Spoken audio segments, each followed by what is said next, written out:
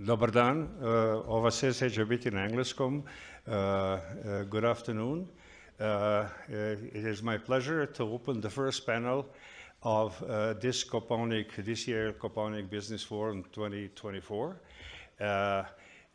This first panel is going to be, as usual, about the regional Western Balkan outlook. This year focusing on the issue of staying ahead of recession threats that are spreading all over the region, the negative impact of the war crisis, energy crisis, the war in Ukraine, all these negative trends that we've seen.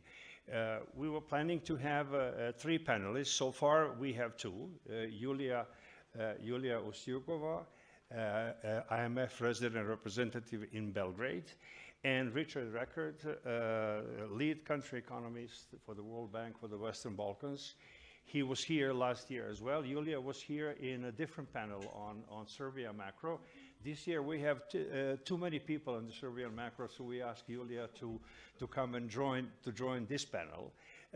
We've agreed that Yulia will give us an introductory overview of the global economic situation, the key issues and challenges, and then move on to the economic outlook for the Western Balkans. Richard will take from there and talk about the growth prospects for the Western Balkans based on the recent World Bank research on the medium-term growth prospects and the closer integration across Western Balkan countries. So without further ado, let me give floor to Yulia. If Peter Tabak joins us at any point, we'll include him, of course, and he was planning to talk about further issues about short-term macroeconomic outlook and long-term growth issues as well. So we're here. If he comes, he is welcome to join us. Yulia, please. Good afternoon, dear audience. Can you hear me well? Okay, which means that probably I don't need to lean towards the mic that much.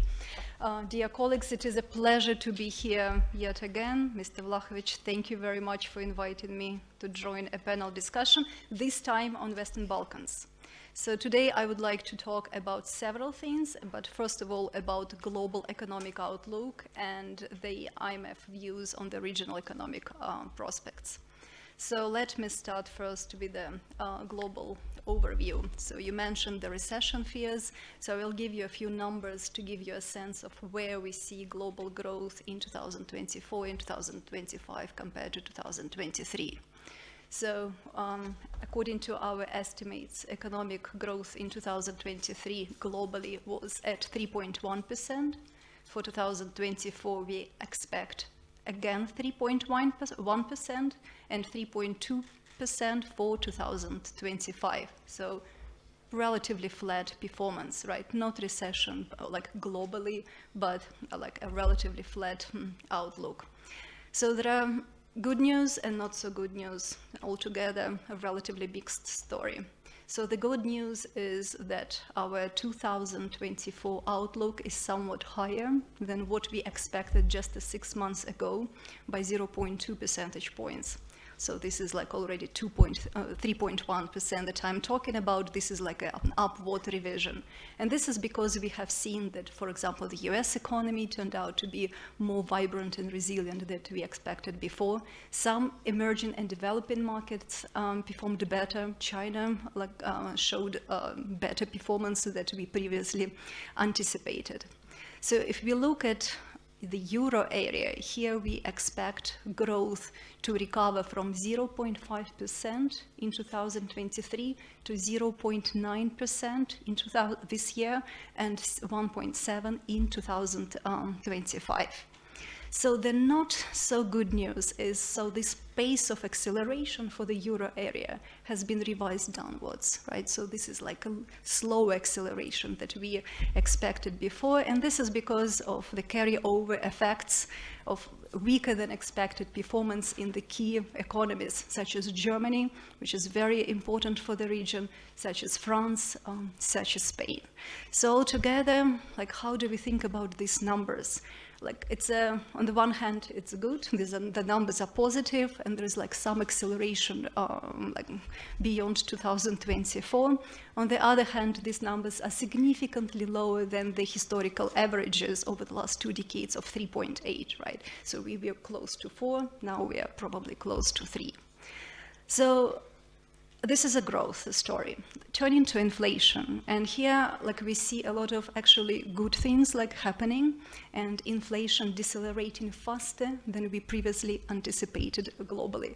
So just to give you a few numbers, global headline inflation is expected to fall to 5.8% in 2024 and 4.4% in 2025, with some like downwards revisions. This is headline inflation, right? And this is due to the unwinding of supply-side restrictions and supply-side issues that we have seen over the past years, and also due to the restrictive monetary policy. So if you put it all together, the decelerated inflation and relatively steady growth, so altogether the picture is relatively it allows us to say that the risks of the hard lending have receded, right? So like if we can get the positive story out of this, right? And overall, the risks to the global outlook are relatively balanced. But of course, we would like to emphasize that the global context remains very challenging. And let me just like name a few factors that we are closely monitoring. So we see greater prevalence of supply shocks, and there are many of those, but let me just name those shipping route problems, weekly monitoring what is happening in the Red Sea, energy supplies shocks, and so on. The second, we are looking at the constrained policy space, especially, this is very relevant, especially for the countries with very high debt levels that increased over the past decade, because the cost of financing still remains relatively high. It subsided like from the heights that we saw back in 2022, but still the external financing remains expensive. And big transitions are underway, and big transitions that require large shifts of labor and capital across like sectors and across the regions. And when I talk about big transition, I think about climate transition, I think about technological transition, AI, economic fragmentation, and demographic pressures. And this is just like to name a few of those big reshuffles that are taking place. So with this, let me say a few words about the Western Balkans and a few numbers. So most of the Western Balkan economies are set to grow more in 2024 compared to 2023, with the exception for Montenegro and Albania. So growth in the region in 2024 is expected to range from 2.5% in some countries to 4%, but if you take just like simple average, non-weighted average, it's about 3.3%. This is what we project about growth for Serbia for 2024. So the key driver, like what we saw in 2023, like we saw that net export was an important driver of growth in some countries. In 2024, the story changes and the household consumption becomes like the key driver. And this is because the inflation, as inflation is falling down, it supports the real income growth, and this translates to higher household consumption that pushes growth in the Western Balkans. In some countries, we see also the stronger public investment that will give a positive contribution to growth. And for 2025, we think that the growth will somewhat accelerate from 3.3 to 3.6, right? So both numbers are above like the global growth, right? And both numbers are suggest that there is a positive growth story that is taking place in the region, despite the challenging global environment. So on the inflation pressures, we see that inflation pressures in the region are easing. after peaking in 2022, headline inflation, like remember those like double digits, like 15, 16, like 17%. The headline inflation now declined to comfortable single digits. Again, depending on the country, we see in 4, and we see 6, we see 5% in headline inflation. But what we also see is that the core inflation in some countries became like higher than the actually headline inflation. So what's going on here? And here the story is that the drivers of the inflation are changing.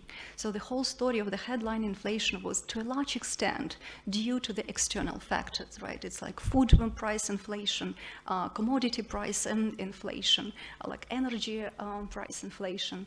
And as those prices like have subsided, the headline also like subsided, perhaps surprising most of us how quickly it went down. But so as the external factors start playing smaller role in driving inflation, the domestic factors start playing a larger role. And when I think about the domestic, talk about the domestic factors, I talk about tight labor market and strong real wage growth. And this is what we see in all the Western Balkan countries. We also see it in Eastern Europe. We see it in the broader, like this trend, all European economies. Just a few words on the external balances, current account deficits. This is like what we like to look at to assess the external sustainability of the countries.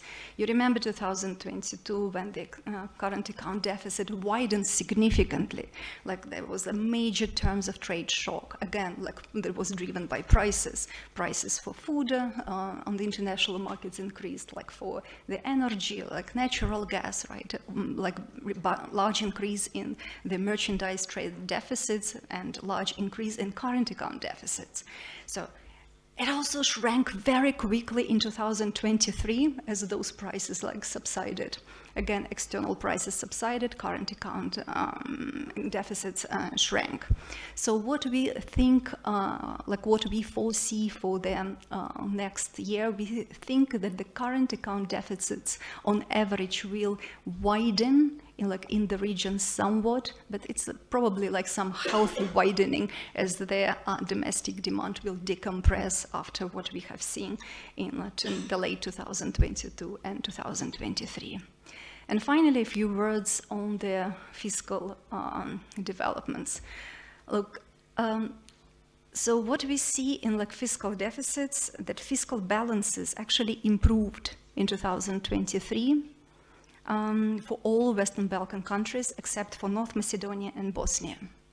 So, and here let's look at like two sides, like revenue and expenditure, right? On the revenue side, we saw that there were a lot of inflation-supported revenue gains, right? So there was very little from in expansion of the revenue base, but it was like really like inflation-driven, like improvement. On the expenditure side, what we have seen is that some previous crisis-related measures were retracted, right? So that helped contain the expenditure bill. So also like denominator, like the GDP, like expanded, and all in all, fiscal balances somewhat improved on average in most of the countries. So going forward, we expect that the fiscal deficit will continue to narrow in Serbia and North Macedonia. And in the other countries, they will hover around the previous levels, and except for one country, Montenegro, where we expect significant increase in fiscal deficit, reflecting some of the measures that were implemented over the past years. So this brings me to question what's happening with public debts, right? Public debts decreased over the past years, but it doesn't mean that like the risks disappeared, right? This downward trend can easily be reversed, and I think that it is particularly important to manage macroeconomic policy mix to carefully manage the fiscal debts going forward. Mm-hmm. If I may, a small follow-up question, we'll come back with further discussion.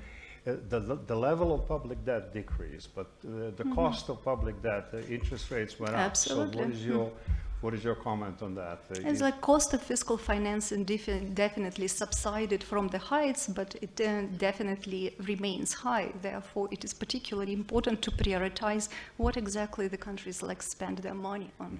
Because what we observed as a follow-up from the crisis, the recent disruptions of the war, the energy crisis, the food crisis, there was an adjustment in the interest rates, and the spreads went up. Some countries like Germany experienced 100 or 200 basis points increase, but some countries like the Western Balkan region experienced 300, 400 basis points increase. Absolutely. Is this likely to go down in the coming years, or the perception of risk, is it likely to go down or stay at this level? So the spreads have already been declining, right? And as the global economy continues to grow, and unless there are any additional shocks, the expectations are that the global, that the key central banks around the world will start like cutting their interest rates, and generally, as the interest rates decrease and the financing conditions become more favorable, the spreads will also narrow. Okay. So I think this may be a good point to take on a little bit the longer term issues, which is are these trends sustainable, and what are the long term issues of the sources of growth sustainable, the issues of economic cooperation in the region, what can we expect in the longer run? What is the World Bank analysis of long term growth issues saying? And I think, Richard, very important, what is your assessment of the potential gains that can be achieved by reintegrating and increasing this collaboration across the countries in the Western Balkans? Right, thanks very much. Thanks very much, Dusan. And again, great to be back at Kapaunic. I think it's my third time. Although I notice every year the snow has got a little bit less good. So if there's something... Global warming. Yes, this is not the climate change panel, but I guess one of the other groups will discuss that. But I'm sure the debate will be just as stimulating and exciting year on year. So I think, Julia, you mentioned it as good news and bad news. Maybe somewhat similar. I'd probably say it's not bad, but not great either. And when you look at, and I think perhaps one of the slightly worrying things is, yes, okay, the headline number for global growth is not terrible, 3%, but of course what happens in the US and China is of somewhat less consequence. You know, I think we said this last year, when Germany sneezes, the Western Balkans catches a cold. I mean, the integration of value chains is so close. And, you know, at best, we're seeing Eurozone growth at 0 to 1%. That all translates to, you know, if we say 2.5, maybe 3, maybe 3 point something % growth last year, or rather this year and next year. It doesn't really move the needle much when you think per capita income in the Western Balkans is what, between 25 and perhaps 35, maybe 40% of the EU average. We're talking several decades before we see meaningful convergence in living standards. And then, as you rightly said, of course, this is a period where we've seen the countries in the region emerge from successive shocks with high levels of debt, high levels of fiscal financing. So what's a policymaker to do if you want to accelerate growth, achieve more sustainable convergence in living standards, but you're worried about the amount of fiscal space that you have, and you're concerned that the private sector is perhaps not as investing as much as it could do? Well, one aspect that we wanted to focus on a little bit is on regional economic integration. And this has become quite an exciting topic. We've all heard about the new growth plan for the Western Balkans, some of the possible movement on, you know, not just an acceleration of integration into the European Union, but bringing forward some of the benefits of single market participation. I mean, just one figure we've heard, for example, there's a possibility that maybe by this time next year, the next Kapaunic Forum, we could see some of the countries in the Western Balkans integrated into SEPA, Single European Payments Area, possibly even as many as all of the countries having submitted applications. By our estimate, every year, 900 million euros is spent on money transfer fees, which essentially could be eliminated or substantially reduced by integration into SEPA, essentially through and move towards a time where you could send instantaneous costless transactions between Italy and Serbia. But the interesting one, and we've done some work on trade facilitation, is, you know, what would it take if we really saw a meaningful reduction in barriers for trade between the Western Balkans and European Union neighbors? We looked at some of the numbers, and we did a modeling estimate that, well, what happens if you reduce the average border clearance time in the Western Balkans by 3 hours? And you might say, well, why 3 hours? Well, 3 hours is, by our estimate, the difference between the average time to get across a border in an OECD country and the average time it takes to get across in the Western Balkans. There's a very long tail, we know as well, and sometimes you hear things like more like 20 hours, but anyway, let's just talk about the average. If we eliminate that 3 hour gap, and we think it's feasible by the deployment of national single windows, move towards shifting border controls from at the border to away from the border, that could add something like 2.5% to 3% to the level of GDP within about 5 years' time. It's not a groundbreaking number, but at a time when we're sort of trying to get a little bit of growth of around 2 to 3% every year, that's a substantial gain. We then conduct a further scenario where we say, well, what happens if we have full frictionless trade across borders and upgrade infrastructure that will allow a greater volume of trade to take place? Suddenly we're talking something like more like 8 to 13% of GDP, to the level of GDP. Over how many years? By 2030. So over the medium term. Again, these are suddenly actually quite substantial numbers. Again, if we're trying to find ways to structurally raise the level of potential growth. And of course, that's just essentially unleashing trade. We would expect to see further second round effects by increased investment. We talk about sort of getting to Slovakia, or when you look back to economies when it became inevitable they were going to join the single market, then that massive acceleration of investments coming in. Interestingly as well, just one final point, we find that actually the benefits of integration in the Western Balkans spill over quite substantially to neighboring economies as well. I think when we sort of work out the details, we see countries such as Croatia, Greece also getting around 1.5% of GDP in additional gains. That translates into quite substantial numbers in terms of euros, given the size of their economies. 1% of Greece's GDP is something like 2 billion euros. So when we hear the sort of European Union talking about a 6 billion investment package into the new growth plan for the Western Balkans, it suddenly looks like it potentially has a high multiplier. Thanks. A small follow-up. Two small questions. I recently had a chance to travel from Serbia to Hungary and so forth, and the number of trucks that I've seen at the border does not comply with the intuition that 3 hours reduction in the waiting time will mean much, because there were trucks there standing for a couple of days waiting for the clearance. Was this tested with the actual border lines? A, and B, we heard that the National Bank of Serbia has some reservations about joining SEPA. Has this been discussed? Is there issues that are still pending, or this is being resolved? So, I mean, on SEPA, I wouldn't speak for the NBS, but we know that there are concerns about the pathway, but the destination is very much integration into SEPA. You look across the map of Europe, the only countries which are not in SEPA are in the Western Balkans, including many non-EU member states. So I think it's an expectation to move in that direction.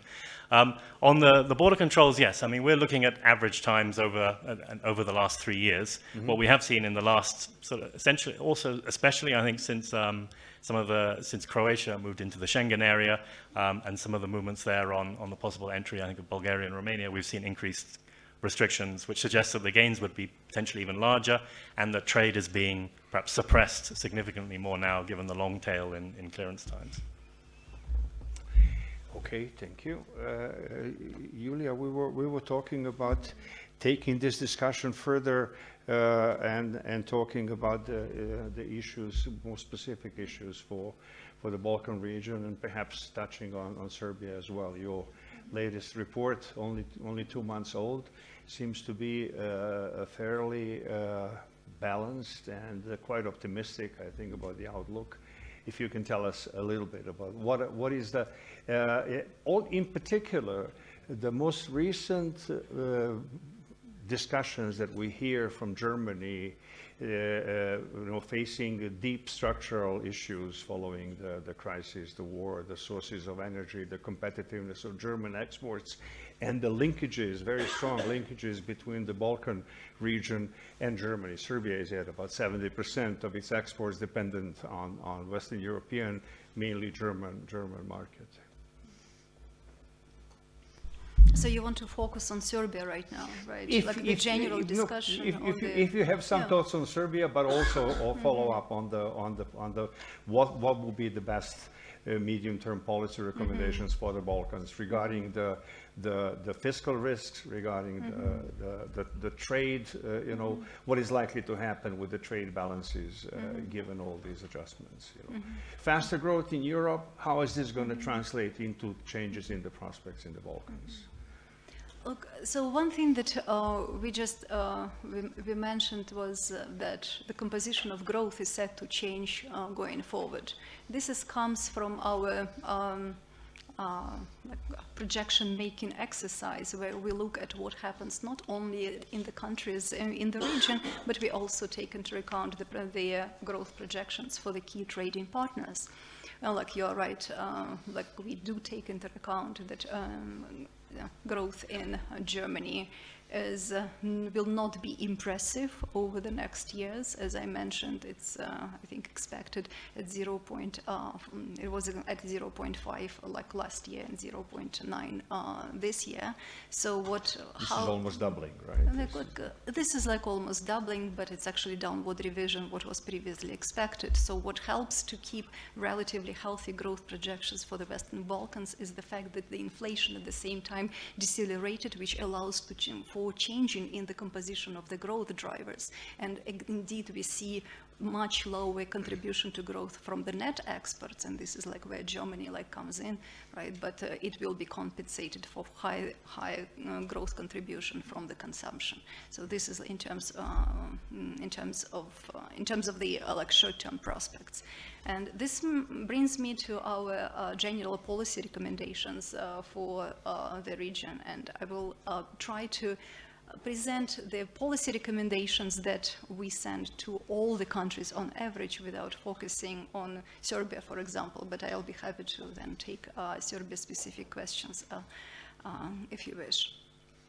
So on monetary policy, yes, like not every country in the region has its own monetary policy, but for those countries that do have their own monetary policies and their own central banks, our key policy message is that it is critical not to loosen policies prematurely until disinflation is secured.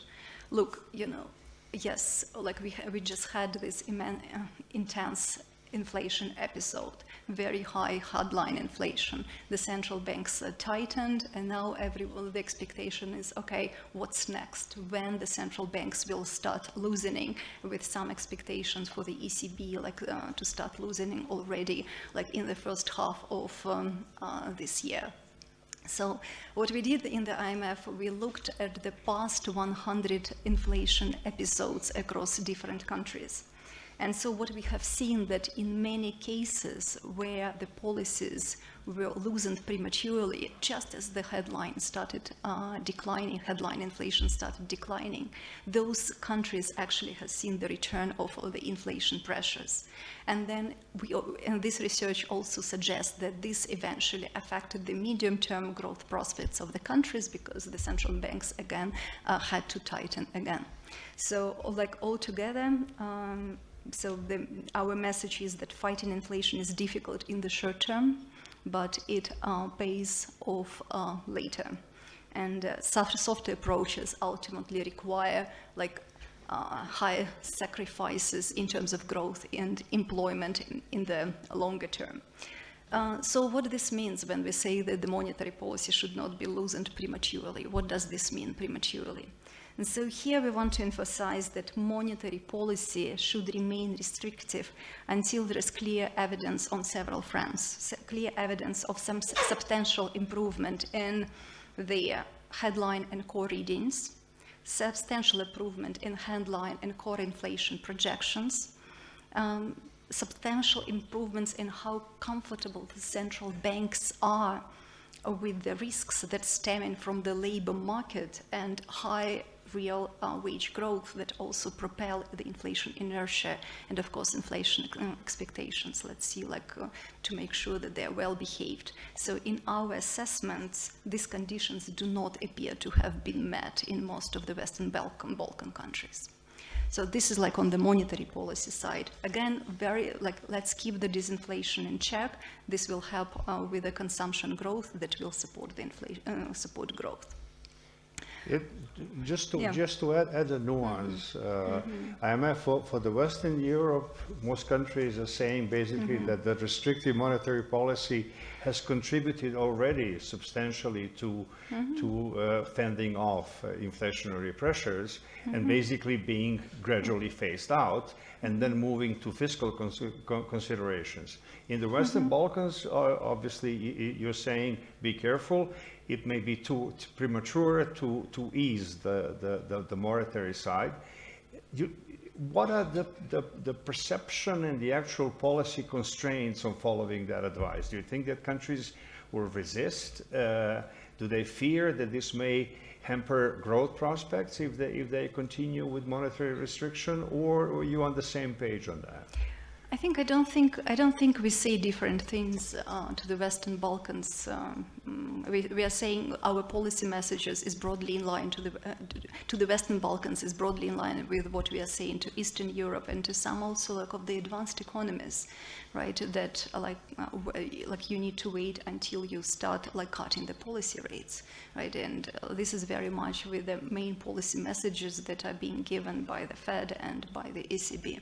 Right, when they communicate about the prospects of the rate cuts. I think the risks of there are clear risks that the core inflation looks sticky and persistent, and which argues that perhaps wait and see approach rather than cutting the interest rates prematurely.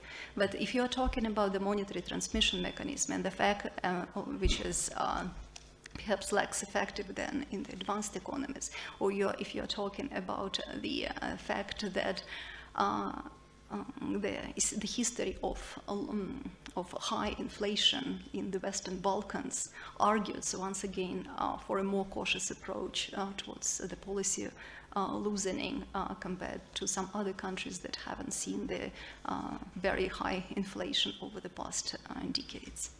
Okay. Richard, going back to the long-term issues, you mentioned the kind of a trade source of increased growth, more efficiency, more possibilities in not only in trade but also in optimizing the utilization, starting new investment that will have the regional scope and so forth. But there's also a famous big debate on the sources of productivity growth.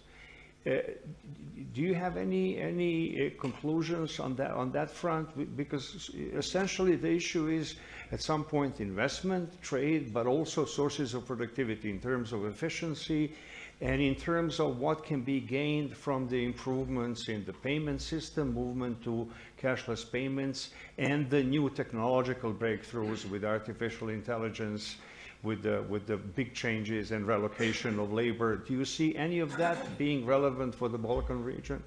No, absolutely.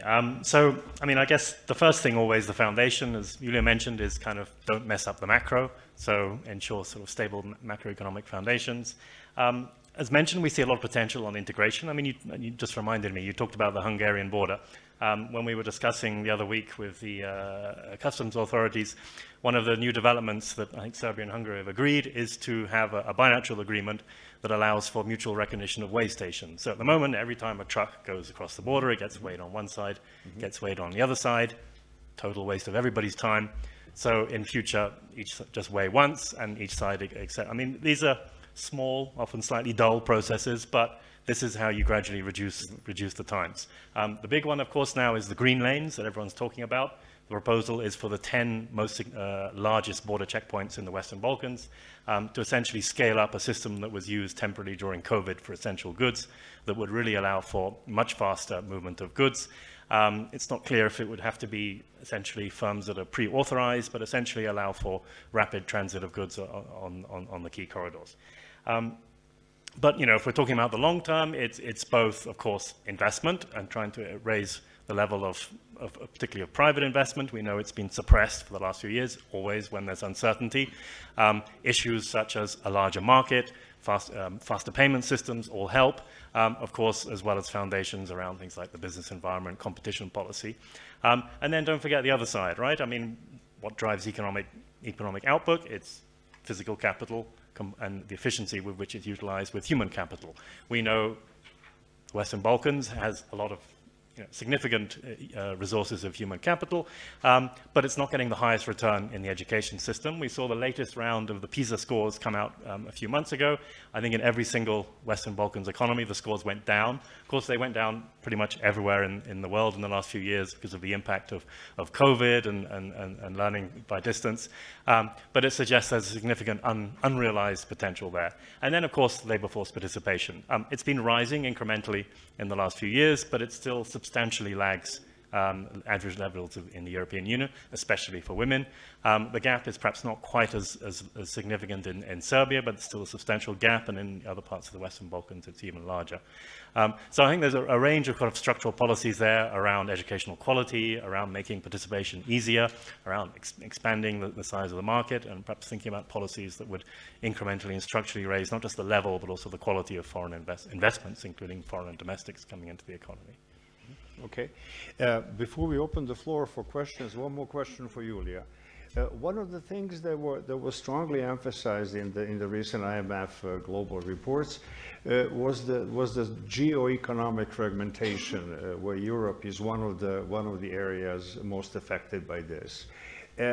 And given that this whole Western Balkan region is so closely linked to Europe, is this going to have a kind of a positive or negative trickle-down effect on the region, in the Balkan region, if this fragmentation indeed bites in Europe? Especially, for example, what will happen with the competitive advantage in Europe regarding these huge changes in the world? You know, things are being stopped, other economies are moving and taking the market share in different new technologies.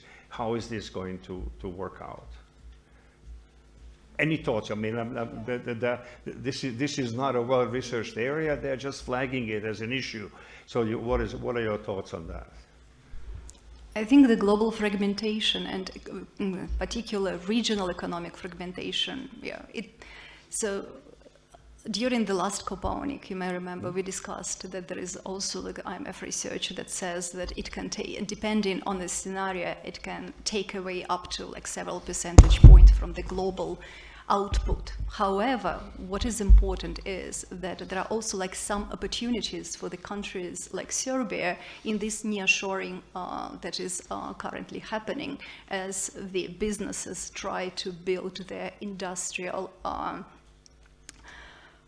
regional like production capacities closer to the markets, to the consumption markets, and this is like where Serbia can step in, promising what like relatively like macroeconomic stability, strong macroeconomic foundations, like good like macro generally, and also the kind of strong track record with foreign direct investment.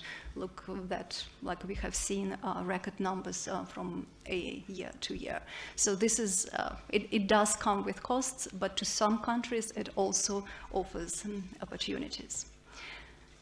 So before we turn to the questions, I would like to say a few words about the fiscal policy, because I'm the IMF representative. I need to talk about the fiscal policies, which is very dear to our heart. This is core of our fiscal policy recommendations in the general policy mix, because you can't run only with macro policies or some structural policies. On the fiscal sides, so our key policy messages to all countries in the region is to be to carefully build fiscal buffers, right? So yes, lots of good things happened over the couple of years on the fiscal side, and the fiscal deficits decreased and the debt decreased. But this was, the last shocks were not the last shocks. There will be more shocks. There will likely be more shocks in the pipeline, and the higher buffers you have, the better you are prepared. Also, you need more fiscal space for investment, productivity enhancing investment, investment into the environmental projects, investment to energy sector to facilitate all those transitions that we talked about. And how do we do this? How to do this? How to create this additional fiscal space? So we see that in many emerging economies in Europe, there is room for additional fiscal resource mobilization. So like to eliminate in various tax inefficiencies and loopholes could help raise tax revenue on average in emerging Europe by 2 percentage points. That's like the latest. Our colleagues looked at all the countries on average in Eastern Europe, including the Western Balkans, to come up with this estimate. There's also need to further strengthen and modernize tax policy and tax administration to actually to be able to collect those revenues, and also to create predictive and business-friendly environment for the taxpayers. But beyond this cyclical need to rebuild buffers, the Western Balkan countries need to continue working on building the institutions, right, like public finance management, our favorite topic, and we like to talk about medium-term budgeting and fiscal risk management and public investment management. And I think public investment management is a very relevant topic to discuss during this Copa Business Forum, because the case for strengthening public investment management is particularly strong right now. You mentioned that the cost of financing is relatively high. The ambitions are also very high. So if you look how much the region invests, like right now, in terms of public investment as a share of GDP, these are probably like record high numbers over the past decades, and Serbia is leading the region. So we invest a lot, and there is a lot like on the table to be careful with, and to how to choose the projects. Can I ask you to comment further on public investment management, because I'm continuing. I mean, Okay. that's not. I'm not done yet. Yeah. So, like what we have seen so far, that we saw a lot of investment in the roads and highways, right? So, good. But now the investment ambition goes farther, right, and becomes broader, like also to cover energy infrastructure, green energy projects, environmental friendly projects, and arguably these are more difficult projects, just like in terms of the planning and in terms of the implementation. And like the countries urgently need to build capacity for the implementation, project implementation in these areas, because I mean, green transition is not going anywhere, right? And it's important to catch up. And also, there is also a need for greater de facto implementation of public investment management requirements, as public investment management and procurement procedures are being sidestepped in many countries in the region for their strategic investments. All in all, right, public investment management is very important. It can deliver a lot. It is expected to contribute into the region. It is important to prioritize the capacity building, like in this area. And finally, and very briefly on structural policy, just to make sure that the IMF is not only about monetary policy and fiscal policies. We do look carefully at the structural reforms, but I'm glad that Richard picked up a lot of this discussion, and tomorrow Donald McGettigan will deliver the keynote speech on also focusing on the structural reforms that are fundamental to the broad-based inclusive growth in the future. I fully agree. Just one quick follow-up on this. We've been talking about public investment management for many years. This is the core of the World Bank medium-term, country partnership strategy. This is the methodology that has been adopted and being in the law and the budget procedure for years. This is something that IMF is, and you now just summarized, very important. Yet what we see in reality is that we are not implementing it in the way that will link investment priorities to our long-term growth. Gaps, increasing productivity, increasing efficiency, exports, and so forth. So the issue really is not that much just specifying what this is all about, but basically, not only talking the talk, but walking the talk. And we are constantly trying to understand why there is a huge share of single source sources of financing investment projects, why there is a lack of feasibility studies, why there is a lack of understanding how investment projects relate to immediate, medium-term, and long-term growth. Some of these are self-explanatory, investment, infrastructure, so forth, which is important. But the issue still is, what is the payback period? What are the rates of return? What are the social rates of return?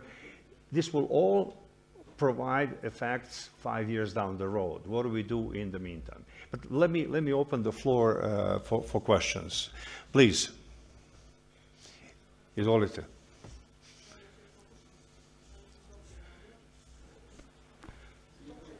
Da, jel može? Dobar dan, Ana Ivković, Narodna banka Srbije. Ne bih pitanje, možda jednu intervenciju vezano za... Može malo u mikrofon glasnije. Da. Glasnije, da. Može ovako.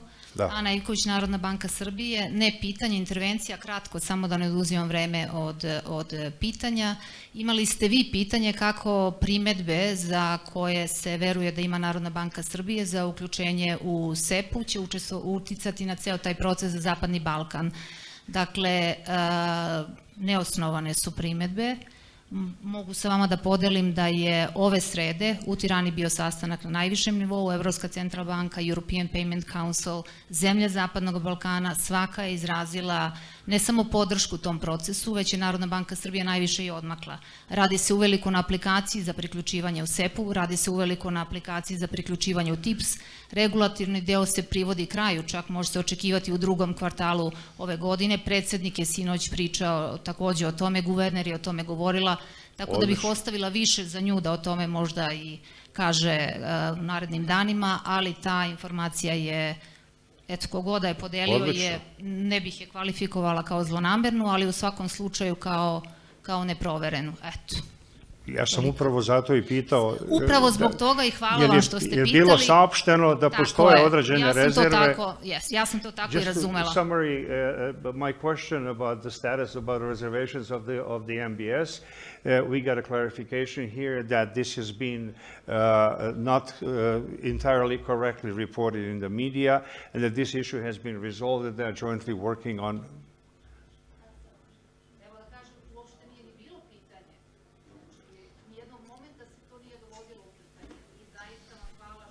Što ste pokrenuli to i bilo, ja sam ga i razumela kao dobro namerno pitanje i hvala vam.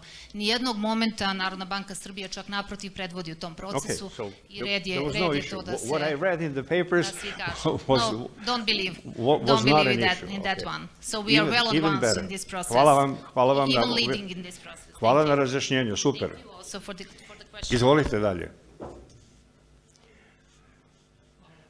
Nije ovdje da... Izvolite. Go ahead. Mikrofon, molim vas ovdje.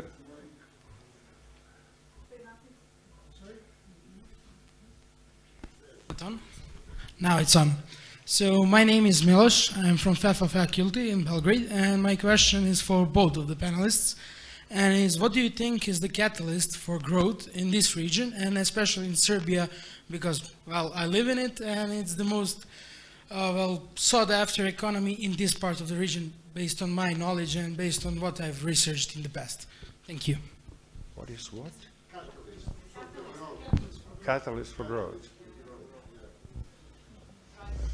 Richard, open your bag of goodies. Okay. I mean, if I had to pick one thing, I would emphasize the importance of human capital. Yes, public investment, we know it needs to be better, more efficient. We know there are lots of issues around the shift from perhaps building simpler, phase one, building roads towards complex energy, green transition. But in the end, I think that the primacy has to be human capital. We know that the top end of the population in this part of the world does fantastically well. Those who go through the elite educational system, but there's a very long tail. So trying to lift the bottom up under that tail, and then removing some of the barriers towards higher level of participation, especially of women, I think would probably give the largest and most significant long-term driver of growth and living standards over the medium term. But many other things too. May I add?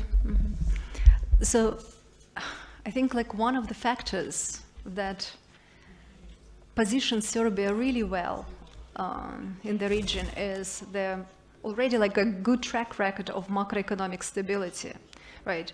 Like what we have seen over the, let's say, last decade, like various shocks, like of different types, but those shocks are carefully managed. The policy responses are very agile, right?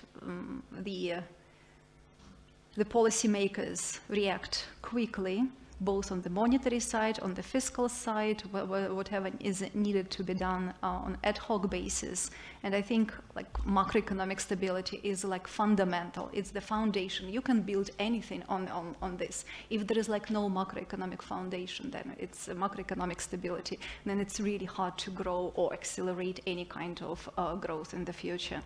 And what also differentiates Serbia from other countries is the size, right? So, like certainly size matters. This is the largest economy. It means that there are like more opportunities for building on or like for connecting with other supply chains within one established market.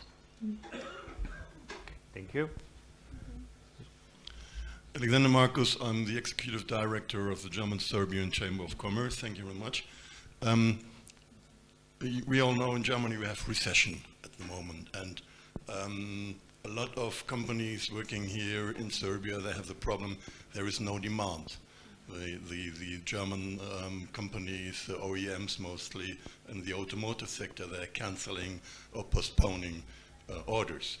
And when I look at the high amount of foreign direct investment in the GDP, if I'm not wrong, in 22 is what, something like 7.2% of the GDP. Isn't this risky? I mean, at the moment, we do not see so many new projects from wherever coming into Western Balkan or to Serbia. So it does not even depend on Serbia, it more depends on foreign markets.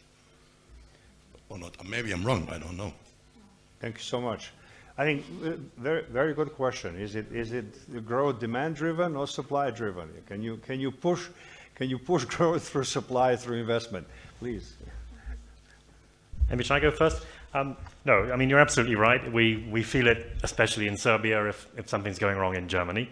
But by historical standards, yes, 6 to 7% of GDP FDI is high in the Western Balkans, and it's high in Serbia. But you look globally, it's not necessarily that high. And in many ways, it's a substitute for structurally low domestic private sector investment. So the overall investment is not staggeringly high, and given the growth convergence that Serbia needs, we need that type of investment. And yes, of course, if Germany is growing at 2-3% of GDP, that will help lift. But still, I mean, Serbia provides a very attractive cost location, proximity compared to other markets. And so there's also ability to sort of take market share from other value chains integrated into the German and EU market. I mean, Julia talked about reshoring. I mean, just think how, if we really did have that frictionless trade where either green lanes were working or Serbia was actually in the European Union, rapid transit between Serbia and Germany, potentially even higher potential gains to sort of shift production into this location and the opportunities that come with it. But sure, there's always a business cycle. Okay, Julia. So if you look at the composition of the foreign direct investment into Serbia, it's relatively diversified. I think it's probably one of the most diversified FDI portfolio that we have seen. It's diversified across the sectors, and it's also diversified across the regions. Yes, like Germany right now is having very low growth, so, you characterized it as recession, but like Asia right now is actually performed better than we previously expected. And this diversification, it serves Serbia well. So we also see that the companies that came to Serbia, they came here to stay, and we see a lot of reinvestment earnings, and we also see additional FDI investment that the company that just established, they bring additional maybe sister companies, brother companies, and also additional debt creating flows, which are still characterized as foreign direct investment into Serbia. So in that sense, look, we know Ireland, our mission chief to Serbia is from Ireland, and we have a lot of discussions about how the country that becomes a host of foreign direct investment can build a really prosperous future.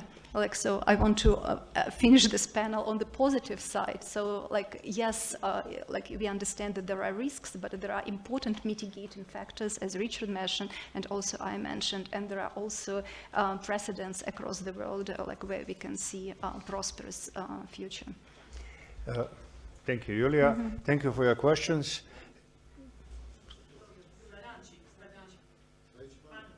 That's what I'm saying.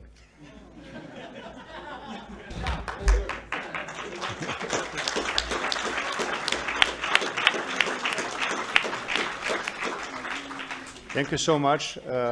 So I think we've completed the first panel, and I think the macro panel is going to be next. Thank you very much. See you later.